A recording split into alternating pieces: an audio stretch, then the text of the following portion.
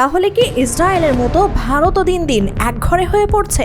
মোদির জন্য বন্ধ হচ্ছে একের পর এক দরজা? এমন প্রশ্ন এখন ঘুরপাক খাচ্ছে ভারতীয় মিডিয়া সহ বিশ্ব দরবারে।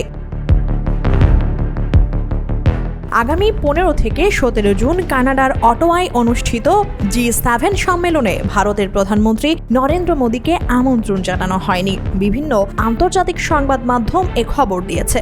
গত বছর দিল্লিতে অনুষ্ঠিত G20 সম্মেলনে ভারতের জাঁকজমকপূর্ণ আয়োজন এবং পূর্ববর্তী বছরগুলিতে মোদীর G7 সম্মেলনে বিশেষ আমন্ত্রিত অতিথি হিসেবে অংশগ্রহণের অভিজ্ঞতার পর এবারের অনুপস্থিতি কূটনৈতিক অঙ্গনে আলোচনার কেন্দ্রে এসেছে। শেষ পর্যন্ত তিনি যদি এই সম্মেলনে না যান, তাহলে 6 বছরের মধ্যে এটাই হবে এমন প্রথম ঘটনা। এমন খবরই প্রকাশ করেছে অনলাইন ডন। G7 হলো একটি অনানুষ্ঠানিক শক্তিধর অর্থনৈতিক গোষ্ঠী, যার সদস্য France, Germany, Italy, Britain, Japan, যুক্তরাষ্ট্র ও কানাডা। এই ঈদে জামা জুতো অ্যাক্সেসরিজের ডিসকাউন্ট। এছাড়া ইউরোপীয় ইউনিয়ন, IMF, বিশ্ব ব্যাংক এবং জাতিসংঘ সম্মেলনে অংশগ্রহণ করে। ভারতীয় সংবাদ মাধ্যম ইন্ডিয়া টুডে জানিয়েছে, দক্ষিণ আফ্রিকা, ইউক্রেন এবং অস্ট্রেলিয়া ইতিমধ্যেই কানাডার আমন্ত্রণ গ্রহণ করেছে, কিন্তু মোদির অংশগ্রহণ নিয়ে এখনও অনিশ্চয়তা রয়েছে। রিপোর্টে বলা হয়েছে, ভারত সরকার এখনো পর্যন্ত কোনো আনুষ্ঠানিক আমন্ত্রণ পায়নি। সূত্র উদ্ধৃত করে বলা হয়েছে, বর্তমান পরিস্থিতিতে ভারত এ ধরনের উচ্চ পর্যায়ের সম্মেলনে অংশ নিতে আগ্রহীও নয়। ভারত এবং কানাডার মধ্যকার সম্পর্ক গত 1 বছর ধরে টানাপোড়েনে পূর্ণ। বিশেষ করে কানাডায় শিখ স্বাধীনতাকামীদের কার্যকলাপ নিয়ে ভারত সরকার উদ্বিগ্ন। অপরদিকে কানাডা সম্প্রতি ভারতকে লক্ষ্য করে মানবাধিকার আর মত প্রকাশের স্বাধীনতা ইস্যুতে সমালোচনা করেছে। গত সেপ্টেম্বরে কানাডায় শিখ নেতা হরদীপ সিং নিজারের হত্যাকাণ্ড নিয়ে দুই দেশের মধ্যে কূটনৈতিক উত্তেজনা চরমে পৌঁছায়। উভয় দেশ একে অপরের কূটনীতিকদের বহিষ্কার করে। রিপোর্টে আরও বলা হয়েছে, ভবিষ্যতে মোদির কানাডা সফর নিয়ে নিরাপত্তাজনিত উদ্বেগও রয়েছে।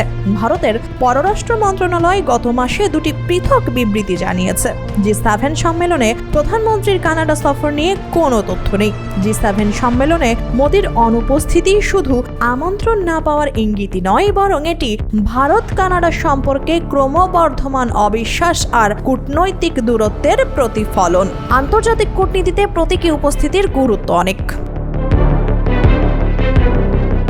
অতীতে মোদির গ্লোবাল নেতৃত্বের অবস্থান এবং G7 এর বাইরে থেকেও বিশেষ আমন্ত্রিত হিসেবে অংশগ্রহণ প্রমাণ করে ভারতের ক্রমবর্ধমান ভূরাজনৈতিক অবস্থান। সেই দৃষ্টিকোণ থেকে এবারের অনুপস্থিতি চোখে পড়ার মতো। বিশেষজ্ঞরা বলছেন, এই সিদ্ধান্ত কানাডার তরফে কৌশলগত বার্তা হতে পারে, যা ভারতের সাথে সম্পর্ক স্বাভাবিক না হওয়া পর্যন্ত সীমিত সহযোগিতা চালিয়ে যাওয়ার ইঙ্গিত। গত বছর দিল্লিতে G20 শীর্ষ সম্মেলন আয়োজনের পর নরেন্দ্র মোদী অভ্যন্তরীণ রাজনীতিতে সুবিধা পেতে সেই অর্জন বেশ ফলাও করে প্রচার করেন। এরপর গত 5 বছর G7 শীর্ষ সম্মেলনে বিশেষ আমন্ত্রিত হিসেবে উপস্থিত থেকেছেন তিনি, কিন্তু এবার সম্ভবত বিষয়টি ব্যতিক্রমী হতে চলছে। 6 বছরের মধ্যে এই প্রথমবার এমন পরিস্থিতি তৈরি হয়েছে। পর্যবেক্ষকরা বলছেন, ভারত ও কানাডার মধ্যে চলমান শীতল সম্পর্কের ইঙ্গিত এটি। ভারতীয় সংবাদ মাধ্যম ইন্ডিয়া টুডে জানায়, কানাডার প্রধানমন্ত্রী মার্ক কার্নির নেতৃত্বে এবছরের G7 শীর্ষ সম্মেলন আগামী 15 থেকে 17 জুন আলবার্টার কানানাস্কিস রিসর্টে অনুষ্ঠিত হওয়ার কথা রয়েছে। সেক্ষেত্রে শুধু আমন্ত্রণ না জানানো নয়, এখনও দুই দেশের সম্পর্কের উন্নতির জন্য প্রয়োজনীয় পরিবেশও তৈরি হয়নি, যে কারণে মোদির উপস্থিতি অনিশ্চিত।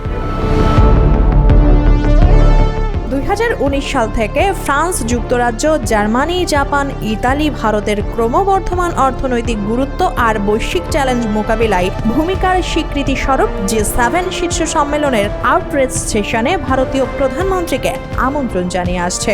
সূত্রগুলো আরও জানায়, উভয় দেশের রাজধানীতে হাইকমিশনের নিয়োগের মাধ্যমে ভারত ও কানাডা সম্পর্ক উন্নয়নের দিকে প্রথম পদক্ষেপ নিতে পারে। নির্ঝর হত্যাকাণ্ডের তদন্তে ভারতের রাষ্ট্রদূত এবং আরও 5 জন কূটনীতিককে সন্দেহভাজন ব্যক্তি হিসেবে চিহ্নিত করার পর ভারত গত বছর দূতকে প্রত্যাহার করে নেওয়ার পর থেকে এই পদ পদশূন্য। অটোয়ার ওপর খালিস্তানপন্থী এবং ভারত বিরোধী গোষ্ঠীগুলোর পক্ষ থেকেও নরেন্দ্র মোদীকে আমন্ত্রণ না জানানোর জন্য চাপ রয়েছে। এই বিষয়ে প্রকাশ্যে মতামত প্রকাশ করা হয়েছে এবং বিচ্ছিন্নতাবাদী গোষ্ঠী six for justice Narendra Modi কানাডায় এলে বিক্ষোভের পরিকল্পনা করেছে।